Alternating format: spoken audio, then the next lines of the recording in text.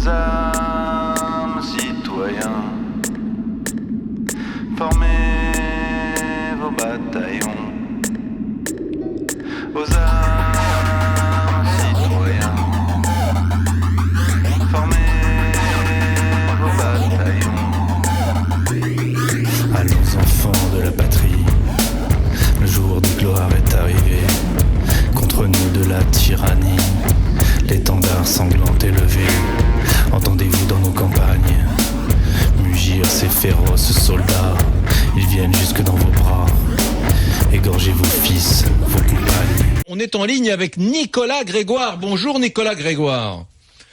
Vous m'entendez ? Bonjour. Ah, vous êtes l'homme. Oui, je vous entends bien. Vous êtes l'homme par qui le scandale arrive. Enfin non, j'exagère un peu, mais vous êtes ce jeune homme. Enfin, vous devez plus être un jeune homme d'ailleurs aujourd'hui. Malheureusement non. Vous avez à peu près 35 ans, c'est ça aujourd'hui ? J'ai 45 ans aujourd'hui. J'avais 25 ans à l'époque des faits. Voilà. Et donc vous avez été dans les années 96-97 assistant parlementaire pour le parti que dirigeait François Bayrou, c'est ça, qui était Force démocrate à l'époque, hein ? Tout à fait. Et puis l'UDF, puisque François Bayrou est devenu président du l'UDF. Voilà. Et alors vous affirmez ce matin que vous avez été l'objet d'un emploi fictif. Voilà, vous avez été fictivement employé par François Bayrou. Oui, j'avais même 2 emplois fictifs, puisque j'avais un contrat au Sénat et un contrat à l'Assemblée nationale. Oui. Ça fait 2. Et j'étais payé à rien faire au Sénat et à l'Assemblée nationale, puisque à la place, je travaillais au parti de François Bayrou en tant que rédacteur dans le journal du parti. Et c'est une chose que vous avez dite depuis 1997, parce que là on est en 2017, 20 ans plus tard, et on a le sentiment que voilà, vous dites ça pour cisailler les pattes de notre garde des Sceaux qui veut moraliser la vie publique, mais vous avez souhaité vous exprimer pendant toutes ces années sur ce sujet, l'emploi fictif dont vous avez été l'objet ? Alors déjà, premièrement, oui, effectivement, je dis ça pour cisailler les pattes de François Bayrou, parce que j'estime que François Bayrou ne peut être ni la caution, ni l'architecte de la moralité en politique, parce qu'il est corrompu. Ensuite, effectivement, j'ai essayé d'alerter la presse pendant des années, après cela, et je n'ai jamais été entendu. C'est pour ça que j'ai décidé de m'auto-publier et de sortir une série d'articles et de publier mes preuves, mes contrats de travail, fiches de paye, etc. Dites-moi, vous faites quoi aujourd'hui, Nicolas Grégoire ? Vous avez quitté la politique ?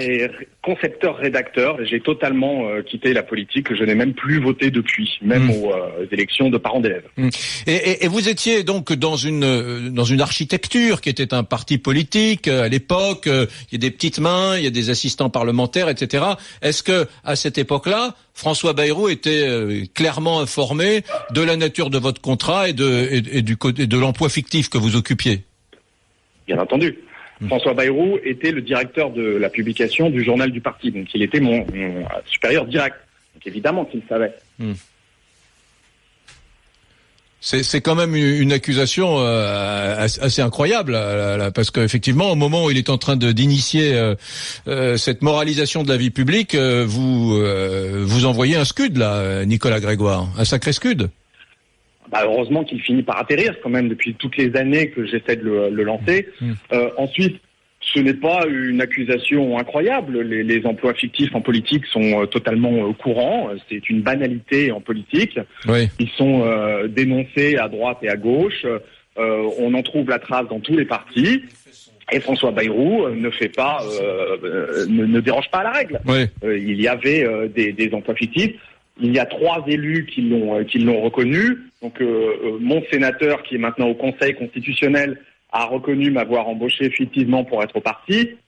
Mon député, qui était à l'époque vice-président de la région Bretagne, l'a également reconnu. Et Corinne Lepage, dans son livre, en 2014, a écrit qu'on lui avait demandé, quand elle a été élue au Parlement européen, de mettre à disposition un de ses collaborateurs pour le parti. Oui, elle était élue du parti centriste du MoDem à l'époque, hein. Ouais. Elle était députée européen. Oui, mais sous étiquette MoDem. Je ne sais pas sous quelle étiquette centriste, elle était exactement, UDF, mais oui. elle était sur la liste, si je ne m'abuse, de François Bayrou. Et donc, le plus naturellement du monde, quelqu'un l'a contacté, parce que visiblement, ça fait partie de la procédure. pour lui demander de mettre à disposition un collaborateur. Et elle a écrit qu'elle a refusé de le faire, qu'elle a dit « je pense que c'est illégal ». Et elle n'en a plus jamais entendu parler après, mais elle écrit « nombre de mes collègues ont été contraints de le faire ». Donc voilà, donc moi vous avez un bout du truc en 96-97, et puis ensuite vous avez Corinne Lepage en 2009. Nicolas Grégoire, est-ce que les faits sont amnistiés vous concernant, sont prescrits prescrits, oui, c'est trop tard. Les faits ne sont pas prescrits parce que ça devait courir jusqu'en 2020 et ils ont été amnistiés par un gouvernement de gauche. D'accord. Ils ont été amnistiés, oui. Il est sûr qu'au Parlement européen... ça a été amnistié en 2016 ou 2017. Ça a été amnistié comme par hasard juste avant les élections. Tanguy Morlier de Regard Citoyen. Au Parlement européen, il y a un vrai statut des collaborateurs parlementaires et donc c'est extrêmement difficile d'employer un collaborateur parlementaire à faire autre chose qu'un travail parlementaire européen. En France, comme on n'a pas statut, c'est effectivement possible d'employer un collaborateur à travailler dans son parti et donc c'est sans doute le témoignage de votre auditeur témoigne de cette pratique et c'est pour ça qu'il faut travailler sur ces dispositions-là. Voilà, merci beaucoup. Vous trouvez que c'est difficile d'employer des gens de manière fictive au Parlement européen ? Vous savez combien de gens ont été employés par le FN à rien faire au Parlement ? Il se trouve qu'aujourd'hui, il y a une procédure judiciaire et que le Parlement européen en fait partie de cette... et donc, enfin, il y aurait pu avoir, apparemment, il y aurait pu avoir donc, c'est facile pour vous. Une procédure judiciaire comparable avec le MoDem, si j'en crois ce que dit cet ancien assistant parlementaire. S'il n'y a pas de statut, c'est compliqué. Parce que si ça se trouve, François Bayrou dira que la revue auquel participait votre auditeur sauf que faisait partie de Corinne Lepage, élue MoDem, a expliqué que cette chose se pratiquait également au MoDem à son époque, lorsqu'elle était élue. Au Parlement européen. Oui, au Parlement européen, tout à fait. Et puis il y a un statut qui est parfaitement défini des assistants parlementaires et du personnel parlementaire en France. Je crois que vous vous trompez. Regardez il y a des consignes qui sont très claires, qui empêchent les assistants parlementaires de travailler pour un parti. Elles sont distribuées à la signature du contrat dans un petit livret d'information. Donc c'est très très très clair. Oui, mais entre l'information et la loi, il y a une différence. C'est difficile de camoufler un emploi fictif au Parlement européen. Je ne sais pas de quelle planète vous venez, cher monsieur. Bon, écoutez, j'ai un peu étudié la loi et le règlement de l'Assemblée nationale. Bon, Nicolas Grégoire, merci beaucoup. Je suis très heureux de vous avoir parlé. Il faudra qu'on refasse une émission plus complète parce que vous portez quand même des accusations qui sont lourdes de sens. Non pas que je ne vous crois pas, mais je dis simplement que envoyer un tel pavé, c'est considérable alors que débute justement cette opération de moralisation de la vie publique et même si sur le plan judiciaire les faits sont amnistiés, je trouve que c'est intéressant de vous avoir entendu sur ce registre. Merci à vous et je vous donnerai un peu plus d'antenne une prochaine fois, j'espère. Merci Nicolas Grégoire.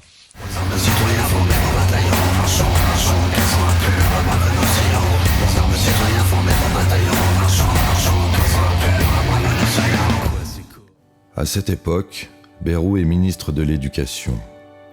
5e personnage de l'État, comme il aime le préciser. Au 2e étage, son espace se résume à une pièce fraîchement repeinte en blanc, près de l'escalier, avec pour tout mobilier un bureau Ikea vide, dont on n'a pas retiré l'étiquette. Bayrou préfère se vautrer sous les ors du ministère. Le pouvoir l'obsède. Mais maintenant, le parti l'ennuie, et pourtant rien ne lui échappe. Plusieurs fois, marchant seul dans la cour, tard dans la nuit, je sens son regard passer sur moi, comme un laser. Premier niveau de privilège, on m'explique comment faire sauter les contraventions. Un membre du cabinet de Claude Guesguen, député maire du 16e, y passe ses journées. On peut l'appeler pour à peu près tout, en se recommandant d'un ton impeccable, presque obséquieux. Il explique, selon le standing du demandeur, ce qu'il est possible d'espérer.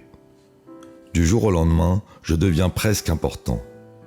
Le politique promet tout ce que les railleries de cours d'école m'ont fait désirer.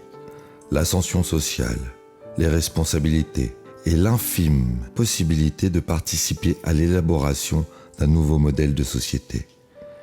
C'est la chance d'agir, de faire partie du cénacle, d'avoir accès à la vraie information, plutôt que noyé dans la masse, impuissant devant la machine folle de l'État. Mais les places sont chères, le pouvoir est là, à portée de main. Une circonscription, un bon numéro sur une liste, un fauteuil en cabinet, l'oreille d'un puissant. Derrière les sourires, les formules de politesse, chacun œuvre, seul ou en meute, pour miner les chances de son voisin. L'UDF a des airs de cour du Doge. Les partis qui la composent n'y font pas grand-chose, à part de grands discours, qui cachent une montagne de calomnies. Des traîtres murmurent, distillés comme des coups de poignard et de vaines promesses. On s'y assassine comme on s'embrasse. C'est un puits asséché où des serpents se sont jetés. Dans les réunions au sommet, contrairement à ce que l'on peut voir dans les fictions, on ne parle pas de définir des axes. Loin, très loin des micros et des caméras, on dit des phrases comme « On va s'allier avec le PR et on va leur baiser la gueule ». Et on se regarde avec les petits sourires mauvais, remplis de soi. Comme l'exige la Ve République, on s'y bat pour la présidence de son parti, de l'UDF et pourquoi pas de la France. Car pour ces gens, tout est possible. L'ego étouffant toute réalité. Chacun est persuadé jusqu'au ridicule de finir un jour à l'Élysée, d'avoir un destin, et Bayrou plus que les autres. Quand on parle de lui à l'extérieur, au restaurant, il faut l'appeler François, par souci de confidentialité, une habitude qui ne me quittera jamais. Toutes ces petites manigances me mettent l'eau à la bouche, alors je commence à jouer. Bayrou n'est pas l'ami de Le Gall, il l'ignore royalement, comme je l'ai vite remarqué. Au buffet de fin d'année parlementaire, monté dans la cour par le traiteur de l'Éducation nationale, Bayrou est presque derrière lui, à une personne de son dos. « Tiens, ton copain est là, lui dis-je, en désignant Bayrou d'un petit coup de menton. Oui, me lance-t-il, le plus négligemment possible. Mais si, là, regarde, ton copain. Il baisse la tête pour que j'arrête. Je finis ma coupe de champagne.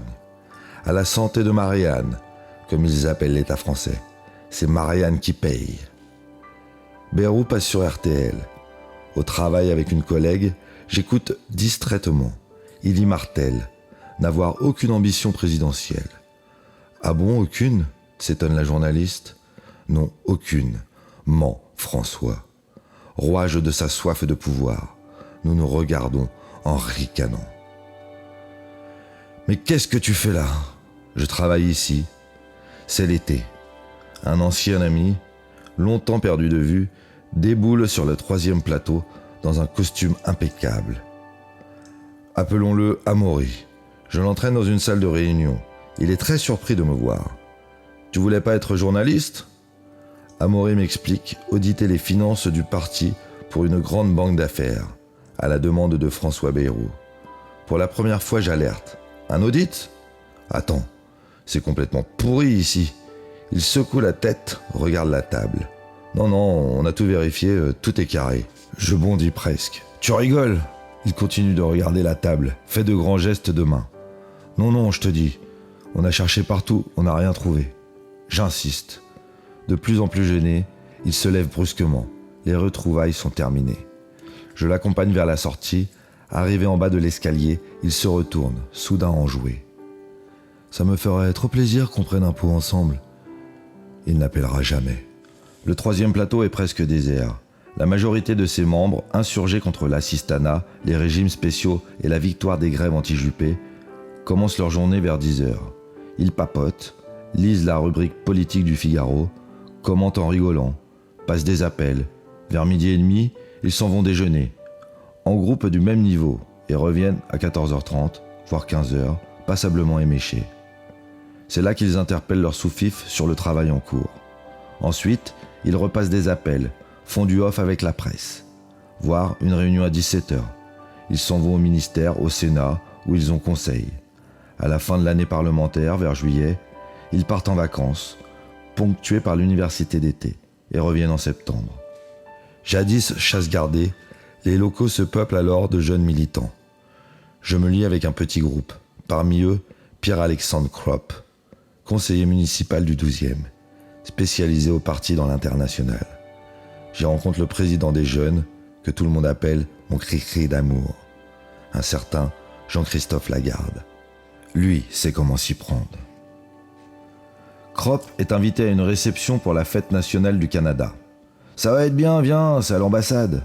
Nous y allons musique à fond, assise dans sa petite bagnole, sous les regards haineux de la police, car Crop est invulnérable. Sur son pare-brise trône une cocarde. Une relation m'appelle pour son petit copain, flûtiste. Il se débat dans un marché ultra concurrentiel, où seul percent les prodiges. Une place de professeur au conservatoire de Toulouse est disponible. Toulouse, c'est chez nous, ne t'inquiète pas, je vais le pistonner. Elle est extatique, se noie en remerciements. J'écris au cabinet de Dominique Baudis, baron du centrisme et maire de Toulouse. Par téléphone, on me dit « Il y a un concours », puis d'un ton entendu « S'il le réussit, nous traiterons favorablement sa candidature. » J'en informe immédiatement la fille. Il suffit qu'il passe le concours et la place est à lui. Silence stupéfait. « Ah bon ? Il doit passer le concours ? Tu ne peux pas le faire rentrer comme ça ?» Je rigole. Il sait jouer de la flûte, non ? Il connaît la musique. Alors il n'aura pas de mal à passer le concours. Sa conclusion est hostile. Les salutations sèchement assénées. Je me retourne vers Denise. Non mais je rêve. Je lui casse son mec. Il a juste à démontrer une compétence de base. Et elle n'est pas contente, cette poufiasse. Denise m'explique que c'est une réaction classique. Je ramasse un fax quand un sénateur, papier à la main, s'approche du photocopieur. Il s'arrête, l'air perdu. « Comment ça marche ?» Éric Azière, chef du service des élections, intervient. Vous mettez la feuille sur la vitre, là, et vous appuyez sur le bouton vert. Je reste bouche bée. Ces gens-là lisent les rapports d'experts, et je comprends mieux pourquoi le prix du ticket de métro ou de la baguette est la question la plus détestée. Seul ministre de la Ve République à prendre du ferme pour corruption, Alain Carignon est condamné à 5 ans de prison. Il faut dire qu'il est allé loin. L'adjoint des élections commente. Ceux qui se font choper, c'est ceux qui s'achètent des grosses bagnoles. Forcément, ils se font remarquer. Faut être con aussi. Et puis, malgré quelques intimidations, Carignon ne fait peur à personne. La palme de la terreur revient à Charles Pasqua. On me raconte que lors d'une engueulade au conseil régional des Hauts-de-Seine, il aurait dit à un élu « Si vous continuez, je vous jette par la fenêtre !» L'élu serait quasiment parti en courant. Presque seul dans les locaux pendant le déjeuner, je décide d'explorer l'étage de la direction. J'y trouve le vieux bureau de Pierre Mélénurie, dernier président du CDS, ancien garde des Sceaux. Il a été poussé vers la sortie par une caisse noire dont personne ne parle. Classeurs et papiers s'amoncellent un peu partout, comme un départ en panique, une scène de guerre. Par terre, une carte de visite. Merci pour votre soutien.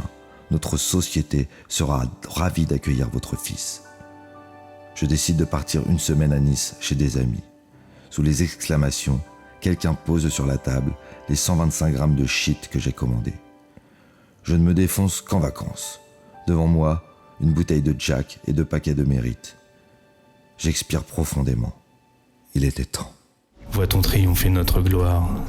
Aux armes citoyens font mettre au bataillon.